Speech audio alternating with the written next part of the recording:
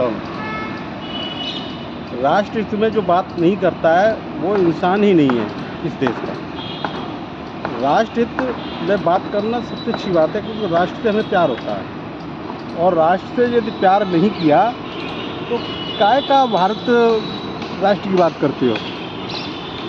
वो देखा, पनीता कहते हैं या बनीता कहते हैं, वो जब बैठ गया स्टेडियम में जा कर के तो टीम हमारी हार गई। इनको नहीं पता था कि नया स्टेडियम है, पिच कैसी है, और पिच पे हमने किस तरह का लेप लगाया। एक बार लेप लगाया जाता है, लिक्विड लगाया जाता है, और 2 बार लगा दिया। अरे जब तक वो सूखेगा नहीं तब तक बॉल में उछाल नहीं आएगा। उछाल नहीं आएगा तो रन नहीं निकलेंगे। बैट से रन जब निकलते हैं जब बॉल में उछाल होता है। वहाँ पर बाउंसर बाउंस कर रहा है, बॉल में उछाल ही नहीं है, प्लेयर कहाँ से मारेगा? कुछ नहीं मार सकता। तो ऐसे शख्स को वहाँ बैठना ही नहीं चाहिए। वो सिर्फ अपनी टीआरपी और अपने वोट बैंक को बढ़ाने के चक्कर में राष्ट्र का अहित कर रहा है। अभी भी आप लोग नहीं समझ पाए तो राष्ट्र कैसे आगे बढ़ेगा? हम राष्ट्र की बात तो करते हैं, कभी सोचते हैं कि ये राष्ट्र विकासशील से विकसित कैसे हो सकता है? कभी इस पर सोचिएगा, कल्पना करिएगा। और ये जब ही हो सकता है जब हम अंध को पूर्ण रूप से इस देश से निकाल देंगे, क्योंकि अंध नहीं निकलेगा तब तक ये राष्ट्र हमारा विकासशील से विकसित कभी नहीं हो सकता है। अंध कैसा? अंध वो हिंदू राष्ट्र की हम बात करते हैं, लोग हमें बताएं कि हिंदू शब्द का अर्थ क्या है। आप हिंदुस्तान कहते हैं इस देश को, कहीं आपने देखा है संसार के नक्शे में लिखा देखा है हिंदुस्तान? भारत के नक्शे में लिखा देखा है हिंदुस्तान? तो ऐसे शब्दों का क्यों प्रयोग कर रहे हो? ये भारत है और भारत ही रहेगा। और हर जगह, चाहे किसी भी नक्शे में देख लो, किसी कंट्री के नक्शे में देख लो, वहाँ भारत ही लिखा होगा, और आप भारत की बात करिएगा। क्योंकि हम इधर उधर भागते हैं, इधर उधर भागने से हमें कुछ भी नहीं मिलेगा। हमें मिलेगा तो अपने देश से मिलेगा, क्योंकि हम देश के इसके नागरिक हैं, मूल निवासी हैं। बात मूल निवासियों का आती है। मूल निवासी एक गुलामों के गुलाम बना दिए गए, और जो बाहर से आए विदेशी, उनका डीएनए तक टेस्ट कराया गया, वो वाकई विदेशी है। वो कितने लोग हैं? 2.5 या 3% लोग हैं। इन 2.5-3% की बात हम ये मानेंगे ना, तो ये राष्ट्र हमारा बिक जाएगा, यानी भारत बिक जाएगा। और बेच दिया गया है और बेच रहे हैं। थोड़ा बहुत लग गया उसको बेच देंगे। जैसे उदाहरण के तौर पर लाल किला किराए पर उठा दिया।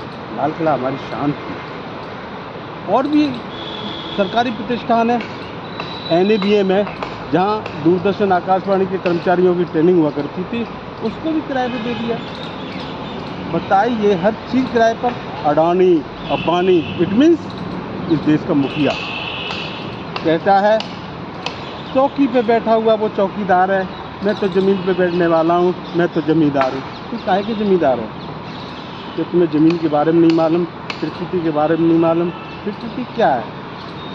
भगवान की फुल फॉर्म तुम बता नहीं सकते। भगवान की फुल फॉर्म मैं हर एक वीडियो में बोलता रहता हूँ, मैं पुनः बोलना चाहूँगा, रिपीट करूँगा। भ माने भूमि, ग माने गगन, व माने वायु, आका डंडा अग्नि, और न माने नीर, इक्वल टू भगवान, इक्वल टू प्रकृति। प्रकृति ही हमारी भगवान है। इसको हम छेड़ेंगे तो ये हमें छेड़ेगी, निश्चित छेड़ेगी। तो इस प्रकृति से सीखो। बाकी कोई चीज़ भगवान नाम की वस्तु है ही नहीं।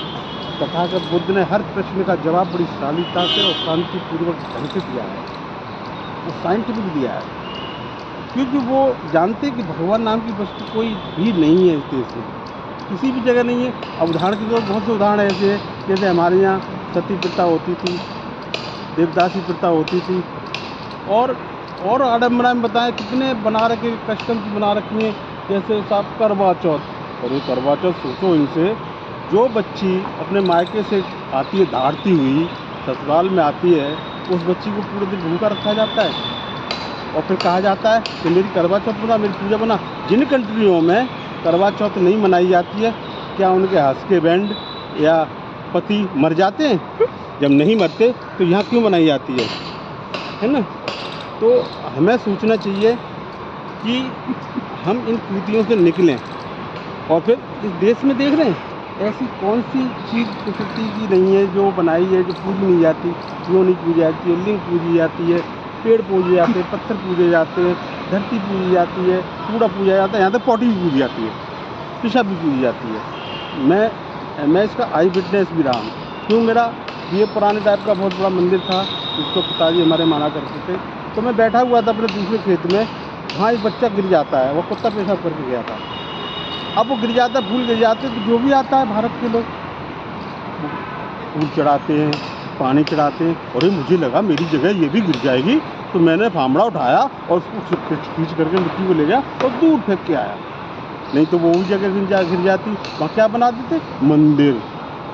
अरे भैया, मंदिर, मस्जिद, गुरुद्वारा, चर्च, कोई चीज़ खराब नहीं है। ये सिर्फ बनाई गई थी कर्म को याद दिलाने के लिए। कुछ 2.5% लोगों ने इसे मैनिपुलेट करके धंधा बना दिया, क्योंकि वो हराम का खाते हैं और हराम का ही खाना चाहते हैं। तो ऐसे लोगों से आप बचिए और इनको लॉजिकल और साइंटिफिक जवाब दीजिएगा। अरे ये तो क्या है, ये तो फूट से बच्चा पैदा कर देते हैं, ये तो मैल से बच्चा पैदा कर देते हैं। कैसा संभव है? जब तक खेत में आप बीज नहीं डालेंगे तब तक पौधा नहीं उगेगा। यही सत्य है। तो इनकी बातों में मत आइएगा।